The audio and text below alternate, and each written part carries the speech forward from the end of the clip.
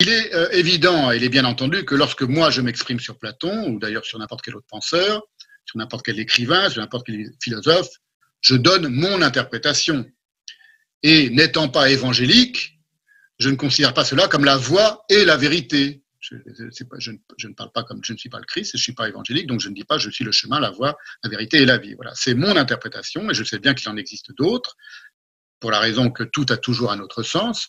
Mais il y a aussi, selon moi, des interprétations fausses ou atrophiées, et des interprétations plus convaincantes que d'autres. Et après, c'était quelque chose qui ne dépend que de chacun, d'être plus ou moins convaincu par telle ou telle interprétation.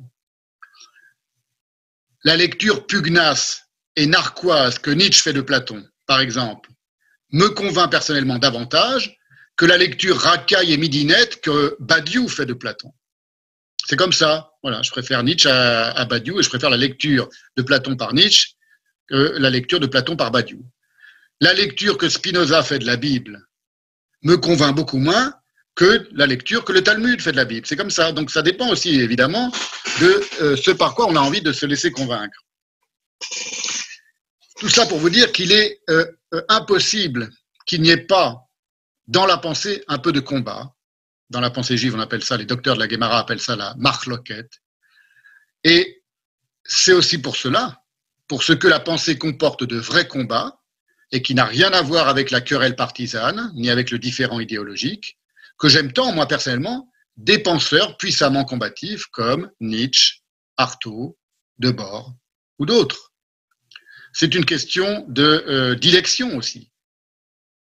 Mais, donc il y a d'une part une forme de dilection pour la pensée de combat, mais il ne peut pas y avoir un combat de la pensée sans une pensée du combat.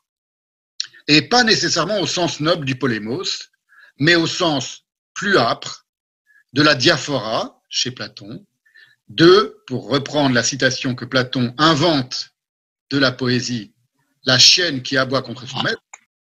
Oui, il y a donc d'une part une dilection pour le combat de la pensée, mais ce combat de la pensée, il comporte aussi une pensée du combat. Et je ne pense pas qu'il puisse y avoir de pensée qui ne soit pas une pensée du combat, d'une certaine manière. Et lorsque Platon engage le combat, et c'est aussi une pensée du combat, d'une certaine manière, lorsqu'il initie le différend entre le mythos et le logos, il est dans une forme de combat. Mais il est dans une forme un peu rusée du combat, puisqu'il invente des versets, on a vu tout ça l'avant-dernière séance, des versets dont il donne la responsabilité aux poètes, il ne dit pas qui, on ne les a jamais retrouvés, ces poètes, et il est probable qu'il les a inventés, et dont il y en a un qui est la chienne qui aboie contre son maître. C'est pas n'importe quoi. Je veux dire par là que, de même que ça n'est pas anodin que Platon veuille expulser le poète de la cité, pour le dire en termes clairs, c'est pas anodin que les versets qu'il emploie sont des versets qui soient aussi virulents, la chienne qui aboie contre son maître. Vous voyez, c'est comme ça que Platon désigne la manière dont les poètes insultent les philosophes. Lui-même en train d'aboyer contre la poésie, pour le dire en termes crus. Et puis surtout, il y a, donc, dans cette question du combat, ce que Heidegger, lui, qualifie d'assaut. Angriff. Voilà. Et c'est là-dessus un peu qu'on va se pencher aujourd'hui, on va commencer par se pencher là-dessus, et c'est quelque chose, moi, qui m'est apparu, comme essentiel, c'est-à-dire d'essayer de comprendre pourquoi il parle d'assaut, pourquoi il y a de l'angriff dans le begriff, pourquoi il y a de l'assaut dans la conceptualisation des choses, du monde.